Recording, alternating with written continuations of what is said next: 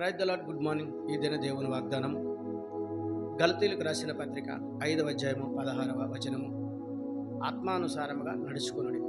అవును ప్రియ సహోదరి సహోదరుడా, నీ దైనందిన జీవితంలో 2 రకాలైన జీవితములు ఉన్నవి పరిశుద్ధ గ్రంథం బోధిస్తుంది. 1 శరీరానుసారమైన జీవితం, 2 ఆత్మానుసారమైన జీవితం. శరీరానుసారమైన జీవితం మరి ఈ లోకానుసారమైన జీవితం అనగా అపవాదికి సంబంధించిన జీవితం అనగా మరి నేత్రాశ, మరి జీవపడము.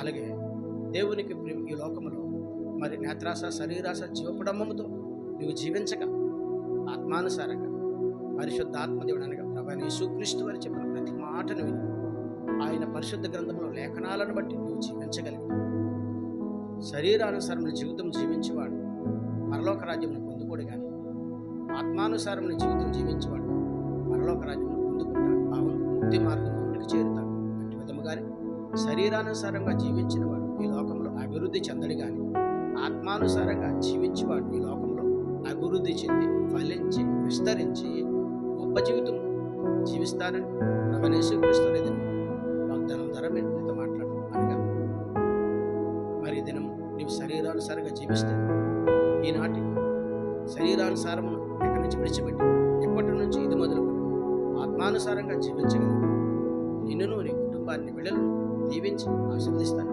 ఎటువంటి చెడు ఆలోచన లేకుండా, ఎటువంటి చెడు మనస్తత్వాలు లేకుండా, ఎటువంటి చెడు చూపులు లేకుండా ఆత్మానుసారంగా పరిశుద్ధముగా జీవించగలిగితే ప్రభువైన యేసుక్రీస్తు నీతోనే ఉంటానని, ఆయన నీకు తోడుగా ఉంటానని, ఆయన నీకు తోడుగా నిన్ను నడిపిస్తానని ఏదైనా వాగ్దానం ద్వారా దేవుడు నీతో మాట్లాడుతున్నాను. ఆమేన్. ప్రార్థన చేద్దాం.